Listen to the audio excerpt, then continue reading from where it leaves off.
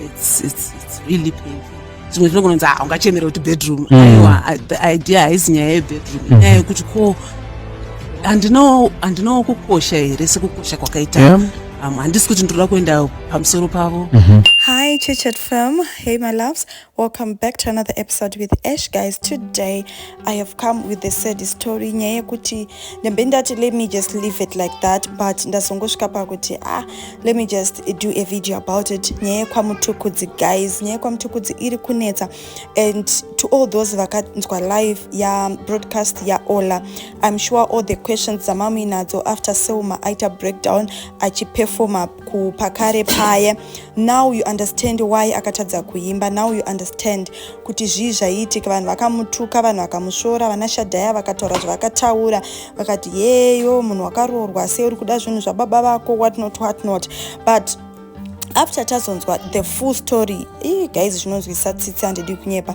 But before we go any further, please guys, smash that subscribe button, give me a big thumbs up as a token of appreciation. Make sure you turn on your notification bell so that you don't miss out anything that I'm going to post here, guys, because I make sure I post here every day. I make sure I always deliver. I make sure I always give you dziri kupisa. Yes, of course, mondiregerera kuti nhasi ndaitaka kunonoka, but it is well, you know, the story was so touching. I was like, oh my god, what is really happening? But Sandra matauriro anoita Sandra ndonange ndiye akanyanyopindana nezvakaoma, because Daisy paakaroorwa naTuku, izvo zvinoratidza kuti Daisy akatorera mai naSandra murume, right?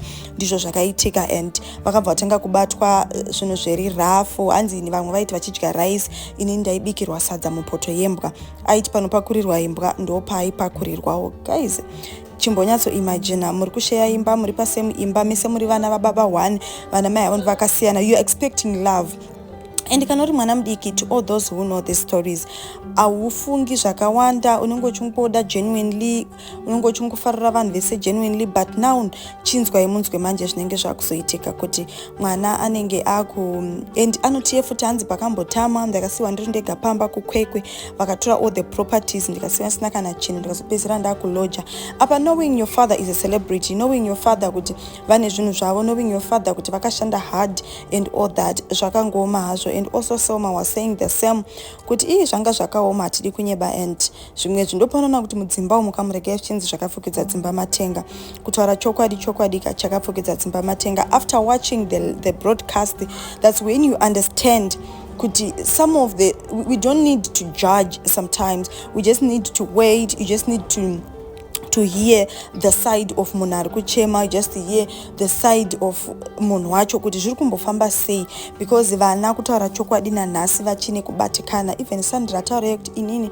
ndairara kumarooms kwairara mamaid, akati I'm not saying kuri bed, I'm not saying ivo vakashoreka, but sometimes considering kuti uri mwana pavana, Samantha naSam vanenge vaine mabedrooms avakanaka, asi iwewo uri ikoko kumacottage kunenge kuchirarama maid. It's so sad.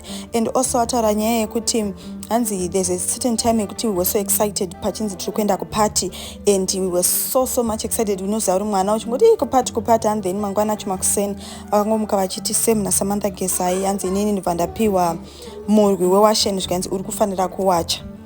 Saka zvakaoma. And also guys, other thing, vana ava pazvinhu zvababa vavo hapana kana chinhu one chavakawana, hapana. Hanzi pakafa mudhara, hanzi pakabva pauya lawyer, I think mudhara wangu vakuda kugadzira will, or vanga vava in process yekuti vagadzire will. Hanzi lawyer rakauya after burial akati inini I have the papers and akasirwa naOliver Mutukudzi, as I want to see you all guys as a family, wese anonzi family yaTuku, I want to see you. And then vataronga date, vataenda zvishua as a family kuoffice kwa that lawyer.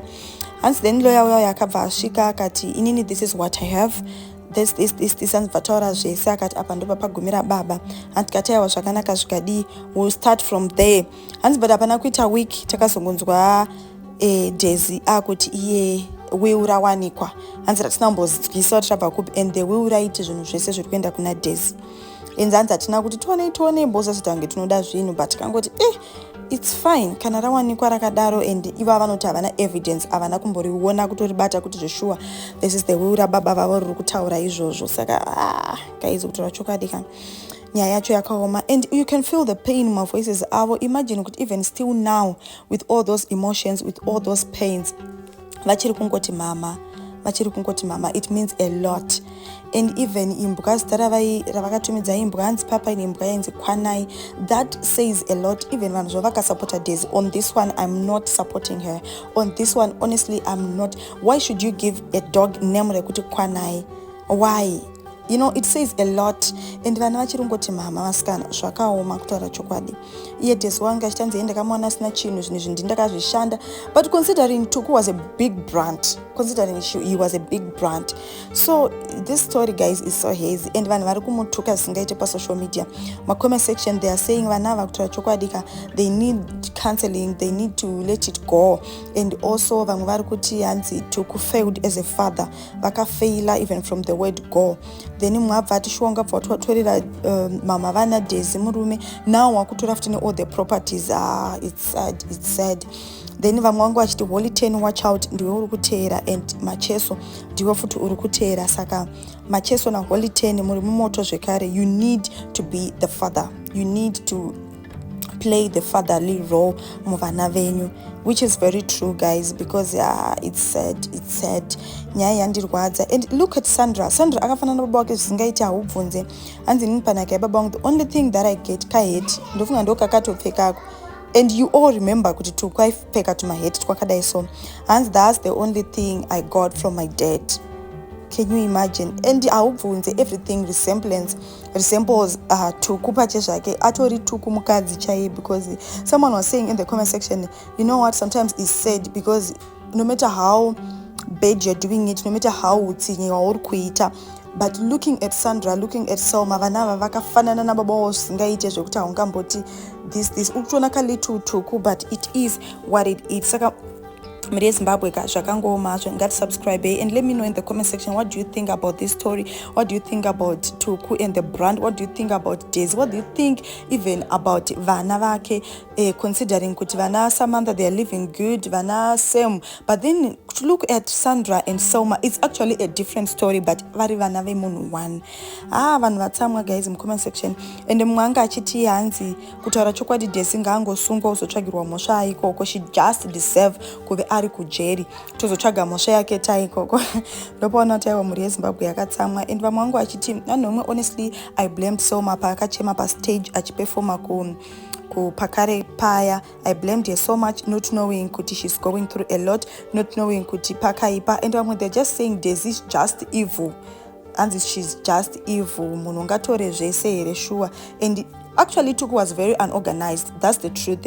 And umwanga achiti hanzi, I think that song yakaimba yekuti ndiwe mbabvu yangu ndiwe, and definitely yakanyorwa naDaisy akanzi ochimba, it was not coming from his heart.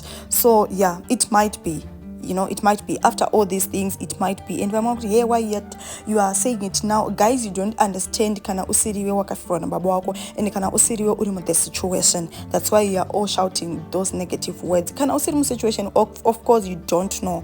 And vamwe vari kuti mushana mwe nomwe une zvavo, which is very true. Who even think kuti one day we will sit down, we'll discuss, we'll see the broadcast about the Tuku family? We didn't even know about that. And chinhu chekuti aisambochitarisira, considering Tuku was big. Munhu wese Tuku, and now look. Anyway, it is what it is, and we just pray for the healing to the children of Tuku, Daisy, and Sandra. Tongoti, just keep praying and just be you and keep doing what you were supposed to do. Life goes on, and God always blesses you. I'm sure there's something that need to be done now. God is now opening new ways. You know, we just say hugs to you. And comment section, my father is actually doing the same right now. We just say, may the Almighty be with you. So guys, I thank you so much for watching. Don't forget to subscribe, like, share, and comment. See you again on my next video. Bye.